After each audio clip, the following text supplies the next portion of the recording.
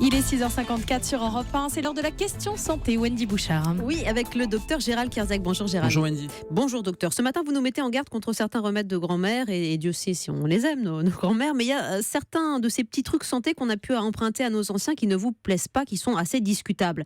Alors, il y a un exemple, et je vais commencer par celui-là. Si on se coupe dans la cuisine, si on n'a pas de pansement à portée de main, eh bien, certains anciens vous recommandent de mettre du poivre pour arrêter les saignements. Ça vous plaît pas? Ce sont les remèdes, pas les grands-mères que je critique. Oui. Alors le poivre, je l'ai vécu ce week-end avec un patient qui est venu avec effectivement une blessure faite avec un couteau dans une cuisine et il avait eu le mauvais réflexe de mettre du poivre.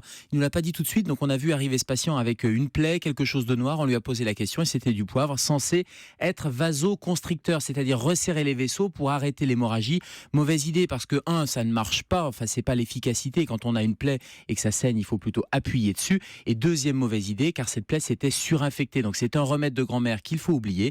Quand il y a une plaie, on va désinfecter, on va passer sous l'eau et au savon, on va désinfecter avec un antiseptique incolore et si ça saigne, on va mettre quelque chose de compressif. Ça, c'est le bon réflexe. Le poivre, il faut l'oublier. On ne dit pas passe-moi le poivre, très bien, parce que si ça, non seulement ça ne marche pas, mais ça peut être dangereux, c'est ce que vous mettez en avant aujourd'hui. Au mieux, c'est inefficace, c'est-à-dire ça ne va pas avoir une efficacité sur l'arrêt de l'hémorragie, mais au pire, ça peut être dangereux et notamment le risque, c'est la surinfection. La surinfection par un certain nombre de bactéries parce que ce n'est pas antiseptique et il ne faut pas oublier de mettre l'antiseptique à la place. Et quand je disais antiseptique, c'est antiseptique non coloré parce qu'il va falloir surveiller la plaie et notamment si elle devient rouge, si elle devient boursouflée, bref, si elle se surinfecte, on va aller consulter son médecin. Une autre astuce assez répandue, docteur Kierzek, c'est mettre du beurre sur une brûlure. Est-ce que ça soulage? Est-ce que ça risque au contraire d'aggraver la brûlure? Alors là aussi, ça part d'un bon sentiment de nos grands-mères. Le bon sentiment, c'est de remplacer la couche de phospholipides qui est sur la peau. C'est-à-dire, on va remplacer la couche graisseuse quand elle est brûlée. Il y a une destruction de la peau.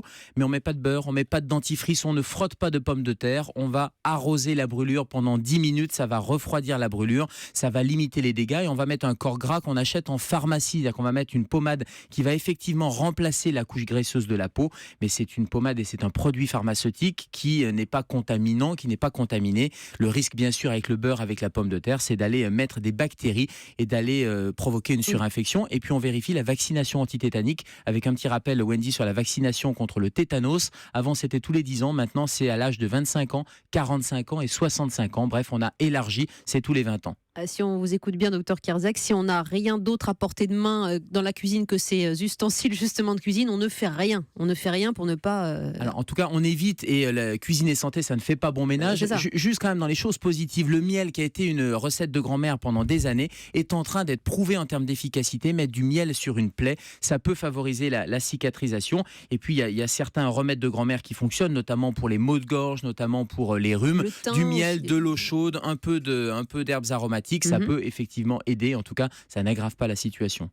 Quand on interroge d'ailleurs les vétérinaires et pas seulement les docteurs, ils vous disent que le miel sur les plaies des animaux, c'est le remède antique fabuleux. Il y a un tout petit esprit aussi d'aromathérapie dont on parlera tout à l'heure. Les plantes, c'est aussi le remède de nos grands-mères, l'aubépine, la valériane pour mieux dormir, la lavande aussi, ça c'est conseillé, recommandé. Oui, c'est positif, mais attention quand même, la phytothérapie, ce n'est pas parce que c'est naturel que c'est anodin, donc demandez toujours conseil à votre pharmacien, notamment avec le risque d'interaction médicamenteuse. Merci docteur Kierzek, vous revenez demain 7h-5 et en studio comme chaque matin.